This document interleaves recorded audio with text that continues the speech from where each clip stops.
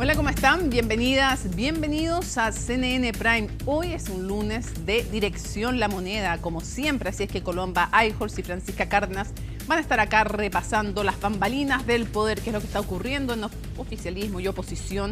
Pero también es lunes de tolerancia cero. Tenemos a dos alcaldes, Matías Toledo de Puente Alto, Jaime Belolio de Providencia, que van a estar en este lunes de política, como siempre, en CNN Chile, que comienza con estos titulares.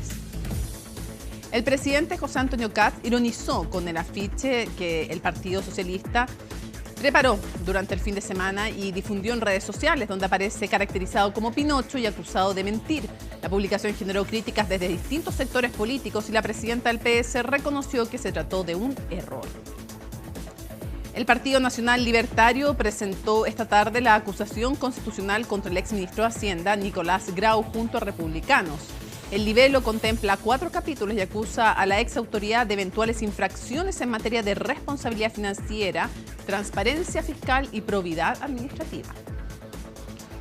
Con el 95% de las mesas escrutadas, Roberto Sánchez encabeza el conteo de votos en la segunda vuelta presidencial de Perú. La ventaja sobre Keiko Fujimori es estrecha y alcanza poco más de 30.000 sufragios.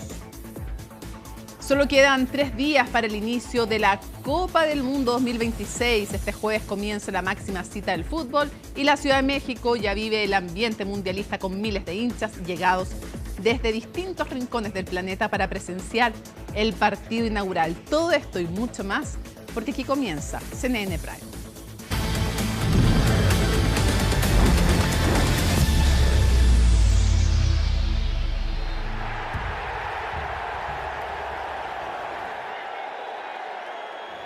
La fiesta del fútbol, la cuenta regresiva va llegando a su fin. México ya vive la fiebre mundialista con la llegada de la Copa del Mundo, desatando la emoción de millones de aficionados que esperan el inicio de una cita histórica que vuelve al país después de 4 décadas. Y para conocer más detalles, vamos a tomar contacto con nuestros compañeros, nuestro conductor Sebastián Aguirre, Felipe Gallardo, enviado especial desde México. ¿Cómo están?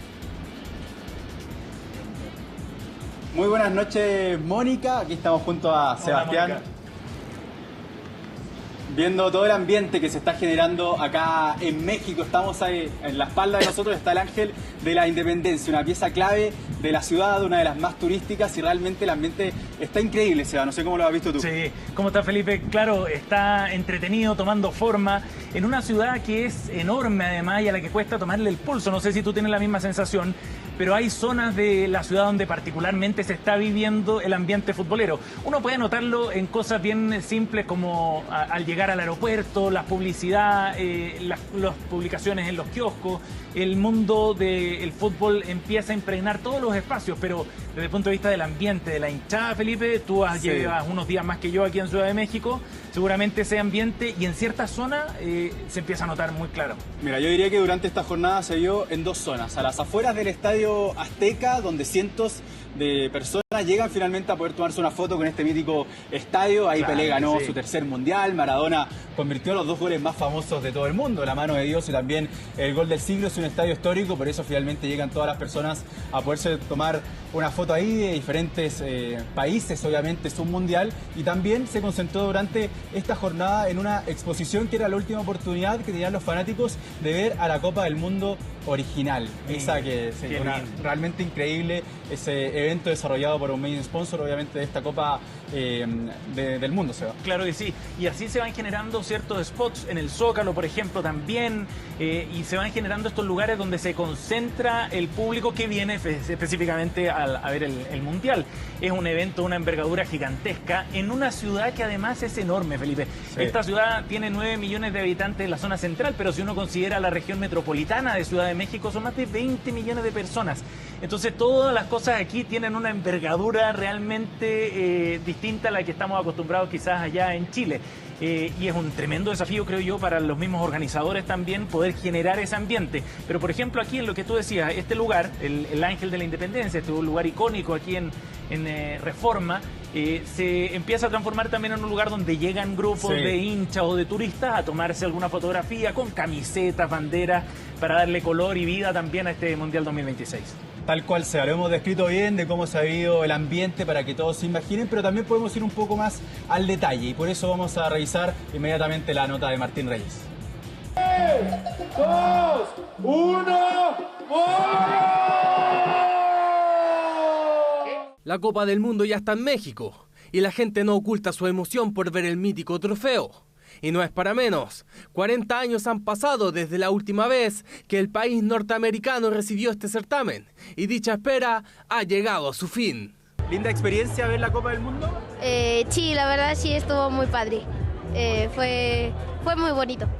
La verdad muy padre, está muy bien organizado, siento que está cool que toda la gente pueda tener acceso a conocerla y la verdad muy emocionado de haberla podido ver. Muy padre, estuvo muy bueno que Coca-Cola pudiera traer el trofeo y la verdad me gustó mucho pasar y ver todo lo que tienen allá adentro. Se sintió sentí mucha emoción ya que pues, pude ver el trofeo original de la Copa del Mundo. Guadalajara, Monterrey y Ciudad de México son las ciudades sede de esta edición, donde el gran protagonista es el Estadio Azteca. Dicho recinto será el encargado de dar el vamos a la cita mundialista en el partido inaugural entre México y Sudáfrica este jueves. Nos da mucho orgullo, ya que venimos a jugar para nuestra gente que está acá luchando también día con día, ¿no? Venimos a que también se sientan orgullosos de nosotros. Estamos muy confiados, hay equipo y la verdad los seleccionados van a dar lo máximo. Estamos muy contentos, la verdad creemos mucho y queremos estar todo el mundial disfrutándolo con pura victoria. Pues todo bien, ahorita pues está inundando el ambiente, yo creo que en toda la Ciudad de México y si no es que en todo el país de todo esto del mundial.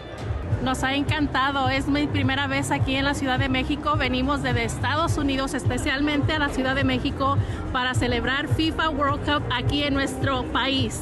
Y la euforia por el Mundial no se queda ahí. Leyendas del ayer y el hoy ya palpitan lo que será el inicio de una competencia histórica. Yo creo que es súper especial que México tenga el tercer Mundial y bueno, ahora la gente he visto que está muy motivada acompañando a la selección y creo que eso es importante para ellos, ¿no? Veníamos estamos iniciando la pretemporada, pudimos venir al evento, poder encontrarme con viejos amigos, Chupete Suazo, el Burrito Ortega, Fabián Vargas, así que bueno, lindo momento y ya con esta expectativa de Copa del Mundo. Faltan pocos días y el pueblo de uno de los anfitriones ya lo siente. El Mundial 2026 está por comenzar. Bueno, ya lo decíamos, un ambiente completamente deportivo. También hay una ilusión del pueblo mexicano en poder pasar el quinto partido. Claro, le ha costado a México en la historia de los mundiales instalarse en rondas más importantes. Se ha preparado bien el equipo de Javier Aguirre y viene una victoria importante por 5-1 frente a Serbia. Y hoy día también fue un día muy importante para el seleccionado, Seba. Exacto, porque hoy día la presidenta Claudia Sheinbaum le hizo entrega de la bandera al equipo de México, a la selección mexicana, al Tri. Le entregó la bandera al capitán, a Guillermo Memo Ochoa, un histórico además del fútbol mexicano, y quien recibía el emblema patrio como una señal también de la confianza que el pueblo mexicano tiene en su selección cuando son uno de los tres locales de este mundial. Claro, y cuando uno conversa con la gente, hay expectativa, hay una ilusión, pero también con los pies en la tierra porque saben que hay otras selecciones muy fuertes, pero de todas maneras es innegable que hay una ilusión por tratar de avanzar un poco más lejos. Y en un momento también donde políticamente para Claudia Sheinbaum es un momento bien desafiante, hay algunas protestas también acá en la Ciudad de México organizadas por algunos sindicatos, por lo tanto este mundial puede significar de alguna manera un bálsamo quizás desde el punto de vista político incluso para la presidenta. Escuchemos qué fue lo que dijo Claudia Sheinbaum, la presidenta de México, al momento de despedir a la selección mexicana hoy. En sus manos, la patria confía en que como buenos y leales mexicanos sabrán cumplir con su protesta por el bien del pueblo y por el bien de la nación. Que su ejemplo inspire a millones de mexicanas y mexicanos a creer en la fuerza del deporte y en el poder de sus sueños. Muchas felicidades. Les deseamos el mayor de los éxitos. ¡Que viva la selección!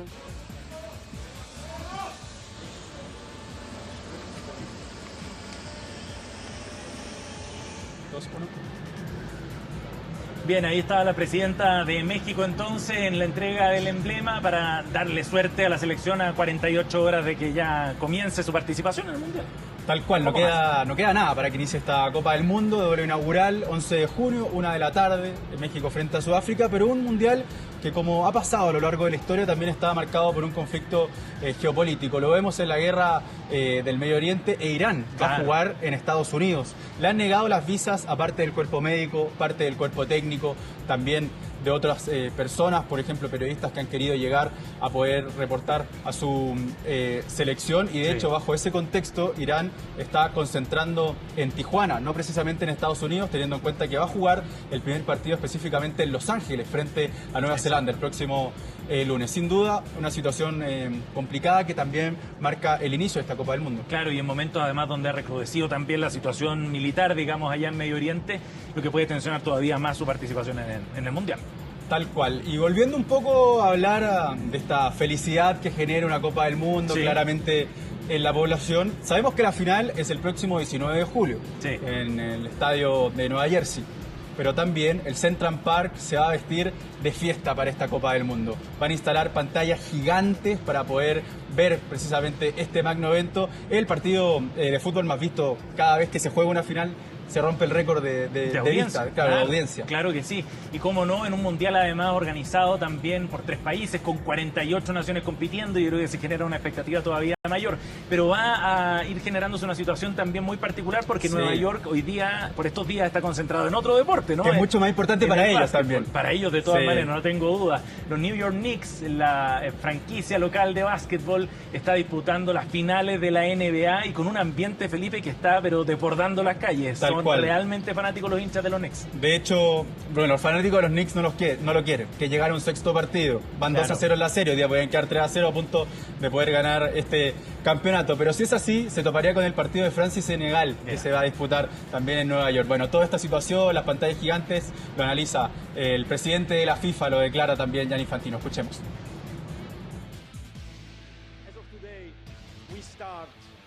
A partir de hoy comenzamos a tomar el control de la ciudad, a tomar el control de Nueva York.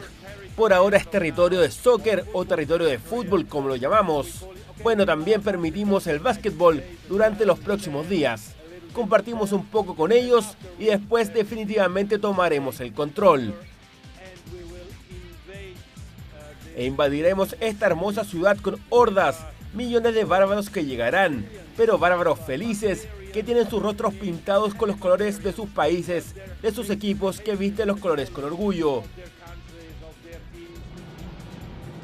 Bueno, un mundial que se prepara con todo, no queda nada para ese partido inaugural en una ciudad magnífica como es Ciudad de México, que está vestida de fiesta para este arranque de esta cita planetaria.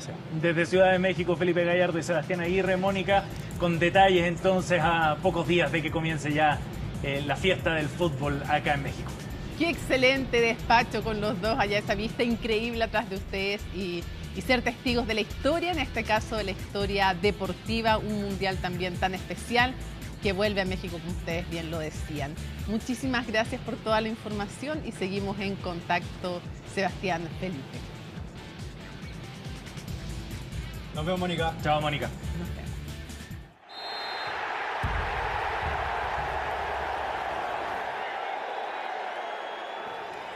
Y desde la cancha del deporte a la cancha de la política, porque esta tarde fue presentada formalmente en el Congreso la acusación constitucional en contra del exministro de Hacienda, Nicolás Grau. Nicolás Donoso nos cuenta todos los detalles y la discusión política desde el Congreso. Te escuchamos, Nicolás.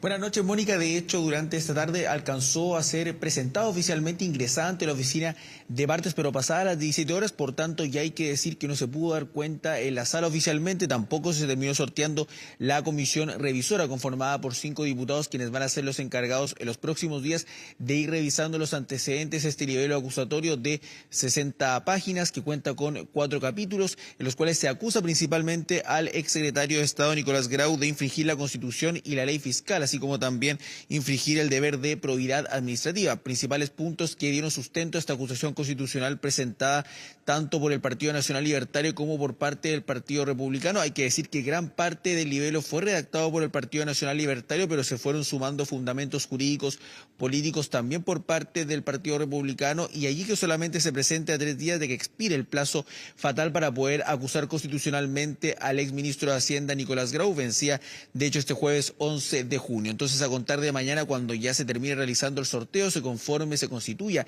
la comisión revisora, van a comenzar a correr los plazos fatales para esta acusación y para que posteriormente se pueda votar ya en el hemiciclo de la Cámara y eventualmente pueda pasar al Senado. Vamos a ir viendo también más adelante lo que respecta a los apoyos. Pero se refirió durante esta jornada el presidente José Antonio Caz. Ya hemos dicho que para el gobierno no ha sido sencillo los tiempos por los cuales se termina ingresando esta acusación, la pertinencia de estar discutiendo este libelo cuando en paralelo está en segundo trámite ya en la Comisión de Hacienda del Senado el megaproyecto de reconstrucción o de reactivación económica. El Ejecutivo quiere que los esfuerzos se pongan allí y ven que se puede generar cierto conflicto con la oposición, pero durante esta jornada es el mismo mandatario quien termina señalando que espera que esto primero no sea una moneda de cambio, en el sentido de no se insistía con la C, por ejemplo, pero con que eventualmente la oposición se allanara a respaldar el proyecto de reconstrucción, y también termina defendiendo algo que ha sido la bajada del gobierno, que esta es facultad plena de los diputados del oficialismo y que obviamente ellos se respetan respecto a las atribuciones que terminan teniendo en el Congreso. Vamos a pasar a escuchar al presidente. El Parlamento tiene dentro de sus facultades de la Cámara de Diputados la posibilidad de plantear interpelaciones, de plantear acusaciones, y es legítimo que el Parlamento lo haga. Yo fui parlamentario, me tocó participar en algunas, de hecho, y lo que sí le puedo decir es que el clima una votación no va a cambiar por un planteamiento que está dentro de las facultades constitucionales de los partidos. Un grupo de parlamentarios puede levantar una acusación constitucional y está dentro de su derecho. Y yo iría por cuerdas separadas, porque lo que estamos planteando es una reforma estructural a un tema tributario, a un tema de inversiones, a un tema de regulaciones, que no creo que deba ser la moneda de cambio. Porque si yo le dijera, bueno, le cambio la acusación por los votos a este proyecto, creo que no correspondería. Cada cosa se tiene que votar en su mérito. Inconsistencias en déficit, deuda, gasto público, sobreestimación de ingresos, subestimación también de gastos, de lo que principalmente y en el detalle de los 4 capítulos que sustentan esta acusación constitucional se le apuntan al exministro de Hacienda Nicolás Grau, que recordemos asumió el cargo el pasado mes de agosto del año pasado, y donde justamente se le termina advirtiendo de esta situación, así como también dicen parlamentarios del oficialismo que él no terminó añadiendo las advertencias tanto del Consejo Fiscal Autónomo como del Fondo Monetario Internacional, por ejemplo, en el cumplimiento de la meta del balance estructural, en la tramitación del presupuesto, del reajuste del sector público. Y vamos a pasar a escuchar respecto al diputado del Partido Nacional Libertario, quien además es jefe de bancada, Cristóbal Urriticochea, porque esta acusación, Mónica, cuenta finalmente con 12 firmas y aparecen firmas, por ejemplo, del Partido Nacional Libertario, del Partido Republicano, de Renovación Nacional, del Partido de la Gente y el Partido Social Cristiano, y por tanto buscan darle amplitud, buscan darle robustez a esta acusación de cara a lo que van a ser la tramitación de este libelo cuando se vote en sala. Pasamos a escuchar al diputado Urriticochea. Primero, el exministro Nicolás Grau faltó a la probidad y a la transparencia al presentar un informe financiero maquillado, inconsistente y además con la advertencia del Consejo Autónomo Fiscal, del FMI y de la propia DIPRES. Segundo, violó la Ley de Administración Financiera del Estado al presentar un informe en donde el déficit y la deuda no calzan. Tercero, ignoró un principio básico, que es que todo gasto debe estar financiado en el presupuesto, ignorando más de 8 millones de dólares en reajuste del sector público. Y por último, no incorporó el informe de mediano plazo con la ley de presupuesto del año 2026, subestimando en un punto aproximadamente el PIB. que señalan ya desde la oposición que es una acusación que carece de fundamento, que también termina dañando la credibilidad en Chile, que es irresponsable, y recuerdan también las nuevas acusaciones constitucionales que ya impulsó el actual oficialismo, que en ese entonces era oposición, en contra de distintas autoridades, principalmente ministros del expresidente Gabriel Boric. Nuevas acusaciones que terminaron cayendo, se apuestan de hecho a que la 10ª no termine siendo la vencida, ya se están alineando, ya están llevando a cabo conversaciones. El mismo exministro de Hacienda, Nicolás Grau, se ha comunicado con parlamentarios no solamente de oposición, sino que también de oficialismo, para ir tanteando ya el terreno de cara a la votación que se dé en un par de semanas más ya en el hemiciclo, cuando se tenga que votar la admisibilidad. Y vamos a pasar a escuchar a la diputada del Frente Amplio, una de las jefas de comités de dicha colectividad, Gael Yomans, quien hace el punto que eso termina siendo un show mediático que el gobierno de alguna forma usa para tapar, por decirlo de alguna manera, lo que ha sido el alza de los combustibles y también las críticas que ha tenido la mega reforma de reconstrucción o de reactivación económica. Pasamos a escuchar entonces a la parlamentaria. Hay un show político que está levantando el Partido Republicano para desviar la atención de lo que debería preocupar si estamos hablando de las proyecciones económicas o incluso de que las cifras calcen. Porque si realmente les importara que las cifras calzaran, se harían cargo de lo que está diciendo el Consejo Fiscal Autónomo en la tramitación del proyecto de ley de la mega reforma tributaria. Por lo mismo, yo me pregunto, ¿qué pasaría si el próximo año el ministro Quirós tenga que responder porque sus cifras no calcen con las proyectadas por el Consejo Fiscal Autónomo? Hay que presentar una acusación constitucional entonces. Ese es el precedente que están generando. Tenemos que presentar una acusación constitucional contra el ministro Quirós si es que las cifras no calzan de las que él proyecta y las del Consejo Fiscal Autónomo. Háganse cargo de las consecuencias de sus palabras y de sus actos. Eso es lo que yo les digo al Partido Republicano y al Partido Nacional Libertario. ¿Qué sucede en el oficialismo? Han ido tomando distintas estrategias, aunque el denominador común es que es muy complejo que terminen rechazando el libelo en sala, porque quieren demostrar unidad de propósito también en relación a esta medida, pese a que a muchos les tomó por sorpresa, sobre todo a parlamentarios de Chile Vamos. Recordemos que en el momento donde se anuncia la presentación de esta acusación constitucional, el Partido Republicano lo hace por un lado en un punto de prensa, el Partido Nacional Libertario por otro, y en Chile Vamos generó amplia molestia que no se haya sociabilizado, en lo que se ha acusado en anteriores ofensivas en contra de exministros del expresidente Gabriel Boric, que al no sociabilizarse se pierde también el momento oportuno, la oportunidad, pero así como también el ir logrando apoyos que vayan más allá inclusive del propio sector. Y hay distintas miradas, lo decíamos, en Renovación Nacional tiene 2 firmas el libelo, pero mañana, durante la jornada del martes, van a reunirse en horario de almuerzo, donde van a definir una postura en común. Podrían todos terminar respaldando el libelo, algunos rechazándolo o dar libertad de acción. ¿Qué sucede también con la UDI, por ejemplo? Ellos no pusieron la firma, no estamparon su firma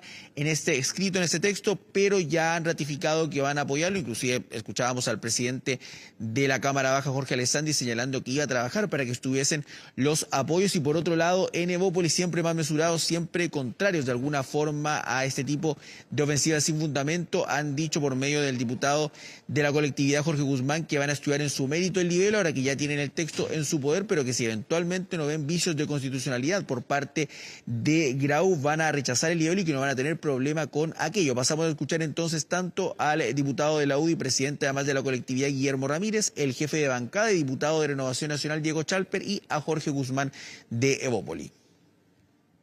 Hasta el momento no se nos ha hecho llegar copia ni el contenido de la acusación constitucional, por tanto desconocemos el mismo.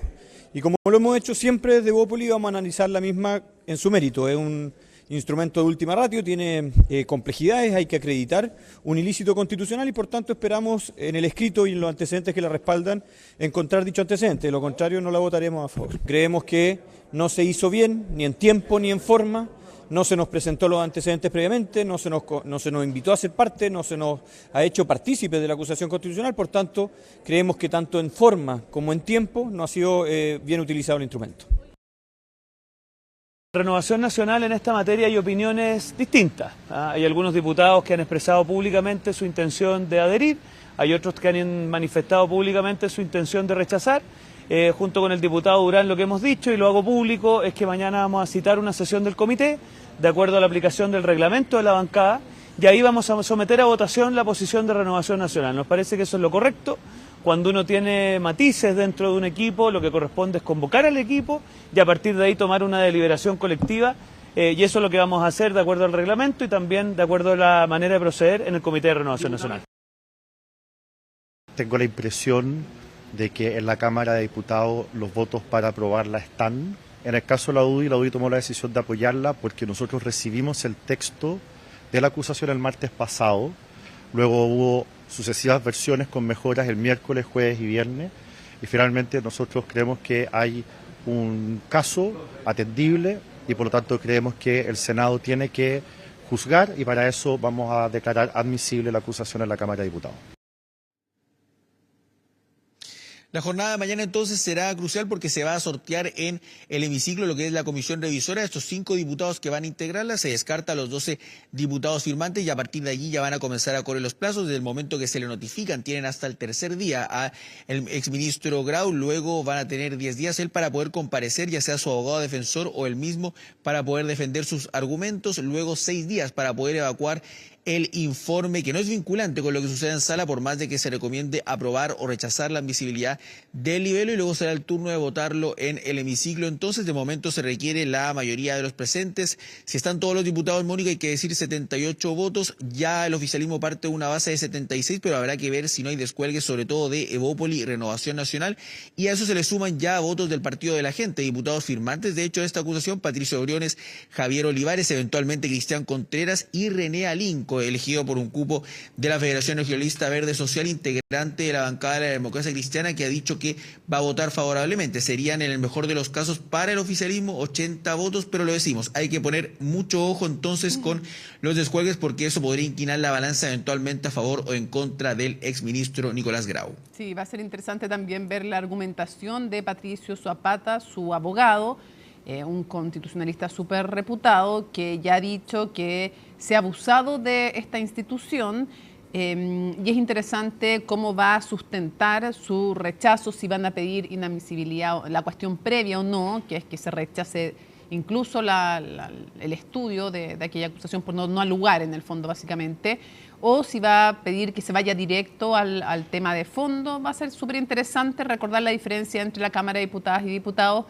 que es un vamos a admisibilidad, ya juzgue el Senado. El jurado en la acusación constitucional es el Senado. Así es que muy interesante, vamos a profundizar, Nicolás, te cuento, en este tema en Dirección La Moneda, ocupando tu valioso reporteo también para aquello. Muchísimas gracias. Buenas noches, Mónica. Bueno, la ex jueza de la Corte de Apelaciones de Santiago, Verónica Sabaj, fue formalizada hoy por los delitos de cohecho, prevaricación judicial y violación de secreto. Pese a que la Fiscalía pidió la prisión preventiva, el 7º Juzgado de Garantía de Santiago le impuso la medida cautelar de arresto domiciliario total. El informe es de Juan Cristóbal Cható. Esta resolución. No hay comentario, gracias. Así, caminando, se retiró la ex ministra de la Corte de Apelaciones de Santiago, Verónica Sabaj, tras su formalización. A pesar de que el Ministerio Público había pedido la prisión preventiva, esto fue desestimado por el tribunal por considerar que no se cumplía un requisito base del delito de cohecho, que es lo que se conoce como el pacto delictual. Por esta razón, se le impuso una medida cautelar menos gravosa, mientras que al coimputado Luis Hermosilla se le mantuvieron las cautelares que ya cumple por otras causas. Con respecto al señor Luis Hermosilla, que no cuestiona el presupuesto material en esta instancia, además lo que indicó su abogado en orden a que no solamente tiene una intención de colaborar, sino que ya lo ha hecho por actos concretos, visibles. Creo que mantener la cautelar es suficiente. Y respecto a la señora Sabaj, arresto domiciliario total y arraigo nacional. La ex jueza fue formalizada por cohecho, violación de secreto y prevaricación judicial por 4 hechos concretos, con los cuales le habría, según la Fiscalía, devuelto el favor a Luis Hermosilla por ayudarla a llegar a su cargo en la Corte. Lo habría asesorado respecto a la redacción y tiempo de presentación de recursos, como un amparo a favor del expresidente Piñera por el caso Dominga, la apelación a la prisión preventiva de Héctor Espinosa, la defensa de una jueza de familia en un proceso disciplinario y la solicitud de recusar de Dominga al juez Daniel Urrutia. Eso fue la base que tuvo el Poder Judicial para haberla destituido de su cargo. haberle aplicado la máxima sanción que tiene en su carrera y en su trabajo, y por lo tanto todo lo que está ahí nosotros lo asumimos y eso está reconocido por mi clienta.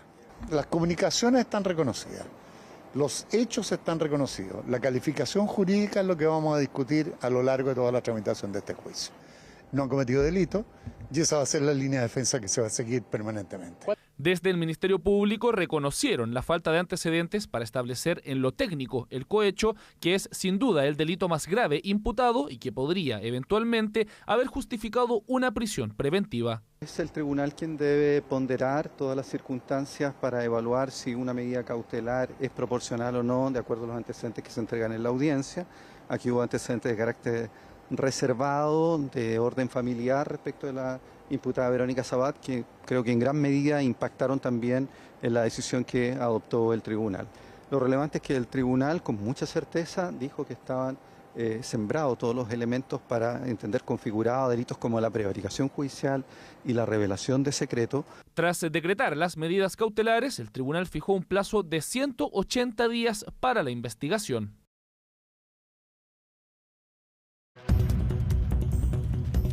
Bueno, ya estamos con Dirección La Moneda. Colomba Eijols, Francisca Cárdenas nos acompañan como cada lunes para ver lo que está detrás del poder, en las bambalinas del poder. A ver, vamos a comenzar contigo, Francisca, con este famoso folleto que termina teniendo, vamos a saber todo lo que hay detrás de este folleto, pero que termina teniendo consecuencias políticas no menores. Y que podría afectar también en las discusiones que se dan en el Congreso, la mega reforma. Lo que sí, no se sabe de dónde salió la idea, de quién fue la idea. Todos culpan al secretario general subrogante, Arturo Barrios. Del Partido Socialista. Del Partido Socialista. Pero sale la senadora presidenta del partido durante esta jornada a pedir disculpas públicas, lo que molestó a diputados y senadores del PS. De hecho, ahí se empiezan a reflejar estas dos almas que hay de las que se habla del Partido Socialista. Como Manucheri Chicardini diciendo por qué pide disculpas. Claro, y también la senadora Astudillo, que era una de las molestas durante esta jornada por quitarle respaldo finalmente a esto que se aprobó, eso sí, por parte de la mesa directiva del Partido Socialista. El panfleto. Que se repartieran panfletos. Ahora, no, ese panfleto en particular. Ese panfleto en particular, el específico, donde se personifica al presidente José Antonio Kast. Ese es el video famoso porque Paulina Manucci dice que básicamente que no vio el panfleto y está ahí frente a paquetes cerrados, pero pasa por detrás de Barrios en más de una ocasión y Barrios tiene... Y ahí están, frente a ella están todos los panfletos y esos abiertos. Paquetes se iban a repartir, como dice ella, y ella hace el llamado justamente y ella dice a compañeros y compañeras que se repartan. Ahí pasa por detrás Paulina Manucci, sigue con el panfleto, pero ella dice que no lo vio. Ella dice estaba abierto y al lado de ella, que pero no autorizó ese en específico que personifica al presidente José Antonio. No lo vio también. No, y que no lo vio. Sí, dice que no lo autorizó y no lo vio. Y que no lo vio. Ahora, lo que nosotros sabemos es que está autorizado por parte de la mesa directiva. De hecho, tenemos aquí el repartir famoso... panfletos, de nuevo, no es en particular. No es en particular. O sea que nadie sabe quién lo autorizó ese. Claro, y ya habían repartido, antes otros panfletos, por ejemplo, este que voy a mostrar, no sé si se alcanza a ver en mi teléfono. Pero ese fue la semana pasada. La semana pasada, donde también se dice mega reforma, castigo, y se muestra al ministro de Hacienda, Jorge Quiroz, riéndose junto al que mira, para presidente. poder hacer, vamos a tener que, a ver, ¿lo pongo ahí o no? ¿Dónde lo pongo para que le puedan hacer un zoom? Este es el de la semana pasada. Sí, ese. Que lo voy a achicar un poquitito para que lo puedan ver. Mira, dice castigo. Sí. Ya, ese molestó, pero no tanto. Pero si ustedes quieren saber cuál es el famoso que ya desapareció de todos lados, bajaron el video, desapareció de todos lados. Mira, es este. Mira. Aquí lo trajo. Esto es mérito de Francisca Cárdenas. No tengo idea cómo se lo consiguió, pero hay uno. Este es el original, que es el que generó la polémica, no solo porque dice Kast miente, sino que además porque lo ponen de Pinocho. Tiene frase ahí, dice la reforma de los súper ricos, también la reforma del castigo, y atrás, Mónica, si se puede visualizar un poco, habla de todas las críticas hacia la mega reforma. Mira, esta está dentro de la crítica política, pero esto es lo que molestó y me parece que con razón molestó porque es la figura presidencial y porque cabría preguntarse qué hubiera pasado si hubiera sido al revés. Claro. Y volvamos al estudio aquí para conversar. Empieza a molestar justamente y comienza este debate porque sale el biministro Claudio Alvarado a criticar esto a través de sus redes sociales, pero por ahí un parlamentario en los pasillos del ex Congreso durante esta jornada, Mónica, me dice riéndose que la senadora andaba bromeando la semana pasada, la senadora Bodanovich, con que iban a tratar de mentiroso al presidente y que le iban a poner una nariz gigante, me dice ese parlamentario, y ahora se hace la lesa.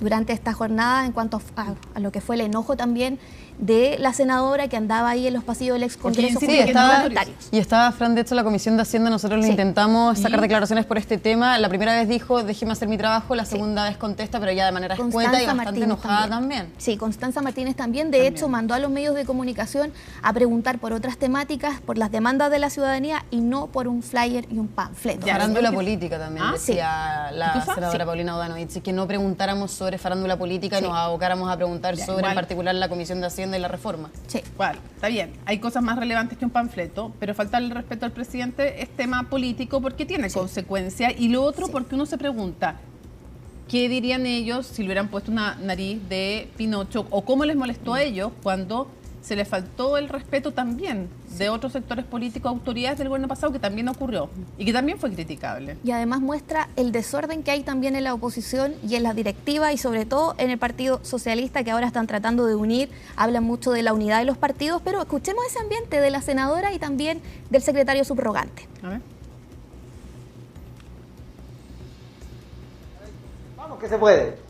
Vamos campeones, el día 13 el Partido Socialista se moviliza a las 12 del día. El sábado 13 todos a las ferias, todos los lugares a dar nuestra propaganda, a decir qué es lo que está ocurriendo en nuestro país. ¿Sí o no, Presidenta? Queremos informarle a toda la ciudadanía lo que propone esta mega reforma, cómo se rebajan los ingresos del país y finalmente se va a hacer poca la plata para cubrir la salud, la educación. Por eso estamos defendiendo en el Congreso, pero también informando a la gente. Así que estamos mandándole aquí a todas las comunas de nuestro país material para que los compañeros y compañeras y amigos y amigas del Partido Socialista nos ayuden a difundir esta mega reforma que es mala y que estamos... Desorden, molestia, no sé qué más. Habló el expresidente, el actual presidente. Sí, ironizó un poco con esto. Veamos, a ver, veamos lo que dijo, sí.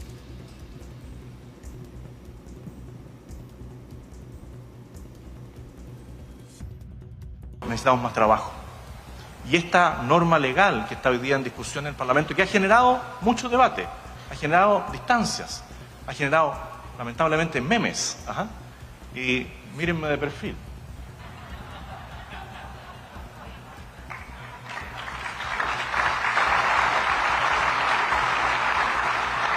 Yo me encuentro bastante armónico. Bueno, nosotros necesitamos pedirles ayuda. Si esto es por Chile. Si llevamos cuánto tiempo creciendo a cerca del 2%. Llevamos más de 40 meses con tasas de desempleo cercanas al 8%. ¿Cómo lo revertimos? Porque claro, podemos encontrar todas las falencias posibles en algo, pero lo que tenemos claro es que necesitamos recuperar la competitividad tributaria. Ya, probablemente esto sea hojarasca respecto de la tramitación de la, como decía el expresidente Ricardo Lagos, hojarasca, respecto a la tramitación de la reforma, pero obvio que generó molestia y muestra, como decías tú, las diferencias dentro del propio PS. Ahora, otro de los temazos de la jornada, ya vamos a cerrar hablando de la reforma Colomba-Eichholz, es el tema del secreto bancario. Claro, y también la búsqueda de apoyo no solamente del gobierno en la reforma en particular, sino también respecto de la votación en particular del proyecto que crea el subsistema de inteligencia económica, donde en el artículo 11, que ha sido el más polémico en esta tramitación, trata justamente y le da la posibilidad a la unidad de análisis financiero solicitar un levantamiento del secreto bancario, específicamente en 3 casos. Sí, en el caso de una persona jurídica, de un funcionario público o cuando el ROS, reporte de operación sospechosa, sea originado en un banco, ojo, sin permiso de un juez. Ya, claro, y no solamente en situaciones, son situaciones más bien dicho específicas, cuando hablamos de lavado de activo, crimen organizado, ¿no es cierto? O sea, vinculado a causas y fenómenos como ese. De la labor de la UAF, es por eso. Efectivamente. Es para la UAF, no es para el Ministerio Público, no es para el Servicio Ahora, que el UAF lo pueda hacer de manera administrativa y no con orden judicial, que eso ha sido principalmente en donde radica el debate entre la oposición y el oficialismo y obviamente el gobierno con el oficialismo detrás. Esta discusión se dio la semana pasada, de hecho en 2 ocasiones en la sala del Senado estuvieron ausentes 4 parlamentarios, de hecho por eso se dio un empate en 2 ocasiones, 23 votos a favor, 23 votos en contra. No estuvieron presentes, por ejemplo, la senadora Loreto Carvajal del PPD, no estuvo presente el senador Rojo Edwards, ambos estaban de hecho fuera de Chile. Estaba ausente también Alfonso de Urresti, quien se tuvo que excusar con anticipación, y estaba ausente, bien digo, presente, quizás va a estar mañana, el senador independiente Miguel Ángel Calisto. Ahora, ¿por qué su caso llama la atención? Particularmente porque él estaba en el Senado, participó de otras votaciones, pero se abstuvo, o más bien dicho, se restó de estar en sala. Exactamente, se restó de estar en sala. Porque claro, abstenerse es una cosa, estando en sala, y él no estuvo en la sala. Efectivamente. Ahora, quien sí estuvo en la sala la semana pasada, pero no va a estar mañana, porque de hecho se excusó con anticipación, porque forma parte permanente y participa permanentemente de la Asamblea General de la OIT en Ginebra, Suiza, es el senador Matías Walker, quien la semana pasada había votado a favor del levantamiento del secreto bancario, es decir, en contra de lo que impulsa el gobierno y plantea el gobierno, ¿no es cierto? Es entonces algo y una situación mañana favorable para que el gobierno logre su cometido, que es rechazar el levantamiento del secreto bancario y así pasar a una comisión mixta, porque vale decir, este artículo se aprobó en la Cámara de Diputados y cuando tenemos una aprobación y un rechazo se pasa a comisión mixta. Cuando lo que se tramita en la Cámara de Diputados sufre un cambio en el Senado, vamos a mixta. Y si vamos a mixta, combinamos también con el anuncio que hizo la semana pasada el ministro de Hacienda, Jorge Quirós, de poder presentar una modificación. No hablaba de un proyecto en particular, hablaba de que podía haber una modificación, una indicación. Bueno, hoy día el subsecretario Máximo Pavés, el subsecretario del Interior, nos confirmó que se va a presentar esa indicación si pasa mixta, que por lo menos hoy día en el Senado lo dan la mayoría por sentado de que eso va a ocurrir. Ahora, ¿qué podría cambiar? Que se va a rechazar. Exactamente. Mañana en el Senado. Votación que se repitió gracias a un argumento que del reglamento de Yasna Proboste, senadora de la ADC. Ahora es súper curioso, si quieren cortar con el tema del crimen organizado, del lavado de activos, esta es una medida que le ha pedido Corte Suprema, OCDE, la propia Unidad de Análisis Financiero, que nunca se le ha filtrado nada. Lo ha pedido también el Fondo Monetario Internacional. Ahora, es interesante, lo reportó hoy día también nuestra colega Natalia Muñoz. En un momento se hace referencia a una declaración hoy día del fiscal Héctor Barros, que dice que por lo menos en la operación Tokio la semana pasada, la verdad es que funcionaron bastante bien con los plazos que hoy día están establecidos para el levantamiento del secreto bancario. Esto es para la Fiscalía, que es el ámbito penal. Esto no es para el ámbito penal, esto es para inteligencia financiera, es el sistema preventivo que podría ayudar a cortar antes los nexos antes que llegue a lo penal y antes que tengan los tentáculos metidos por todos lados y que pongan en riesgo la democracia, la certeza jurídica y la limpieza que hoy día exhibe nuestra economía. Pero en fin, ¿qué podría pasar mañana? Mañana podrían haber sorpresas respecto, bueno, no hay sorpresa por la ausencia del senador Matías Walker, veremos también posibles ausencias de otros senadores, pero podría haber inhabilidades por parte de algunos senadores. Que se inhabilitaran. Se inhabilitaran porque hay ciertos senadores, hay parlamentarios, todos lo conocemos, que están siendo investigados actualmente, hay incluso senadores imputados en causas por fraude al fisco, y dicen que al final, por prudencia política, se inhabilitarían de esta discusión. Y la inhabilidad, los senadores se dan cuenta de la misma votación en sala. Entonces mañana recién a las 4 de la tarde, efectivamente a las 4 de la tarde está agendada la votación en sala en el Senado, nos vamos a enterar si va a haber una inhabilidad por parte de algún parlamentario o bien ya los senadores se deciden por rechazar o aprobar este artículo en particular. Es una inhabilitación político-moral, porque la verdad es que legalmente no, porque esto es para inteligencia financiera y no para las investigaciones que tienen que ver con ellos en el sentido de temas penales. Fisco, efectivamente. Vamos a cerrar, cada una tiene un tiempo para contar una pequeña joyita, un pequeño tema. Tú tenías algo de migraciones. Teníamos de migraciones, tenemos la declaración de hecho del subsecretario del Interior Máximo Pavés, pero antes de pedir esa declaración que obtuvimos hoy día, sí quiero dar el contexto de una presentación de una reforma constitucional que ayer anuncia el presidente José Antonio Kast desde Arica. Lo hace justamente para poder extender los plazos de retención de los migrantes irregulares, plazos de retención que hoy día son de 5 días, son insuficientes. De hecho, hay una comparación con otros países en donde se tiene en Europa, ¿no es cierto?, hasta 18 meses, si no me equivoco, 60 días en Italia, por ejemplo. En fin, hacen una comparación con otros países porque la retención de 5 días para luego lograr la expulsión de un migrante irregular es muy poco, se quiere extender a 60 días y posiblemente con prórrogas. Veamos qué dijo. Veamos qué dice el subsecretario del Interior respecto de dónde se mantendrían y se retendrían a los migrantes irregulares.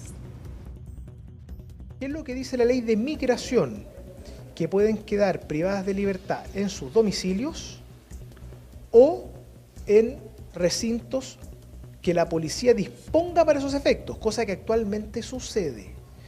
Entonces acá no hay nada distinto a que la ley funcione como está diseñada, es decir, cualquier plazo de detención que la ley estime se amplíe, supone destinar la capacidad de los cuarteles policiales disponibles para estos efectos de acuerdo a lo que las policías actualmente operan. No hay regímenes sui generis o ad hoc, sino que esto hay una reglamentación jurídica que es lo que la Policía de Investigación está obligada a aplicar. Para efectos de la orden de expulsión siempre se aplican en los recintos policiales y por lo tanto esto lo que busca simplemente es ampliar el plazo.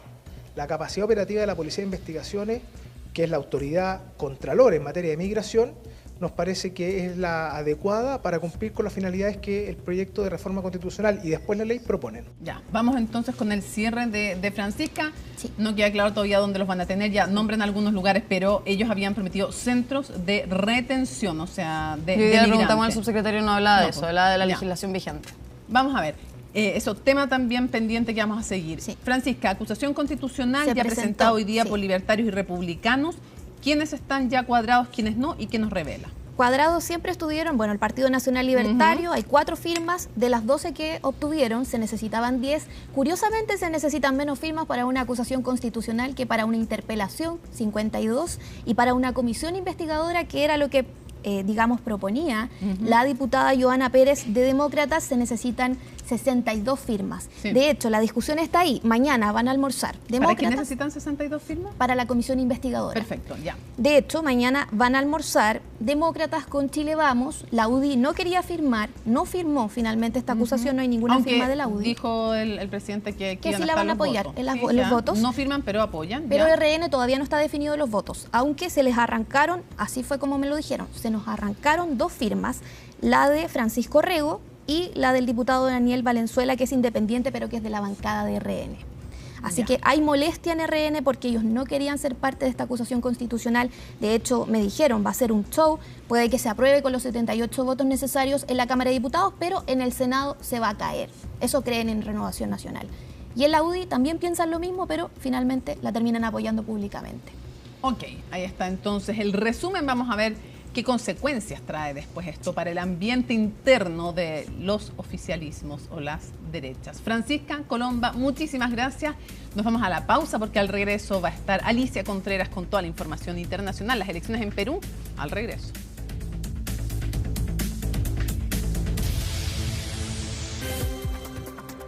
Muy buenas noches, partimos la revisión de las noticias internacionales en Conexión Global y sin duda hay que comenzar en Perú. Se realizó la segunda vuelta de las elecciones presidenciales, sigue este conteo de voto y durante esta jornada finalmente Roberto Sánchez, el izquierdista, tomó la delantera en este conteo de votos. Eso sí, con un 94,9% de las actas contabilizadas, solo 38.000 votos separan a Roberto Sánchez de Keiko Fujimori. Todavía faltan contabilizar votos importantes, por ejemplo, el voto rural, que podría beneficiar a Roberto Sánchez, pero también el voto de los peruanos en el exterior, que podría beneficiar a Keiko Fujimori. Sumado a esto, también se considera que va a haber actas que van a ser impugnadas y a raíz de esto, es por eso entonces que se espera que este proceso de conteo de votos dure días e incluso semanas. La OMPE, que es la Oficina Electoral de Perú, estima que el 15 de julio vamos a conocer finalmente quién va a ser el próximo presidente de Perú. Se están peleando entonces voto a voto los candidatos y han decidido mantener la cautela. Hoy no realizaron actividades públicas, solo hablaron con los medios en actos pequeños y dijeron ambos que están esperando los resultados y que los van a reconocer una vez que se den a conocer. Pasemos a revisar qué dijo Roberto Sánchez y qué dijo Keiko Fujimori. Nosotros, en primer lugar, hay que tener tranquilidad y serenidad, ¿no? Ya se han emitido importantes resultados a conteo rápido, ¿no? Y nosotros también agradecemos ese respaldo. Estamos confiados, optimistas, pero como corresponde, el conteo al 100% oficialmente aún está por develarse. Entonces, nosotros a qué llamamos? Pues a lo que corresponde, ¿no? Que cada quien haga su chamba, su trabajo. Nosotros tenemos nuestros personeros, nuestros equipos técnicos. Estamos muy confiados y optimistas, pero lo concreto y lo real es que hay que esperar la emisión de los resultados al 100%. Contenta, agradecida, por supuesto, con todos los peruanos, con Dios. Creo que tenemos que esperar hasta el final, como lo he dicho ayer, cada acta va a ser muy importante. Así que creo que lo que corresponde en esos momentos es paciencia y mucha serenidad. Hago también un llamado a que los personeros, ya no los personeros de mesa, sino los personeros legales, que tenemos más de 100 de ellos desplegados en todo el Perú, pues van a tener que pelear, analizar, ¿no? Cada una de estas actas. Y bueno, vamos a tener que esperar y respetar los resultados. Una de mis características es mi calma, ¿no? Y mi serenidad. Así es que vamos a esperar hasta el último. Y eso es lo que yo espero que todos los peruanos. Tengo mucha fe, ¿ok? Y mucha gratitud. Vamos rápidamente a España, donde el Papa León XIV está haciendo una visita de varios días y hoy estuvo en el estadio del Real Madrid, donde también fue recibido por el presidente de este equipo. Reunieron a cerca de 80.000 personas en el Santiago Bernabéu entonces para recibir al Papa León XIV. Y a raíz de la gran convocatoria, esto fue lo que dijo el sumo pontífice. Yo supongo que para un jugador de fútbol, hacer un gol en este estadio es algo que les marca un poco la vida. Pero don José, hoy la Iglesia de Madrid ha hecho un golazo para siempre.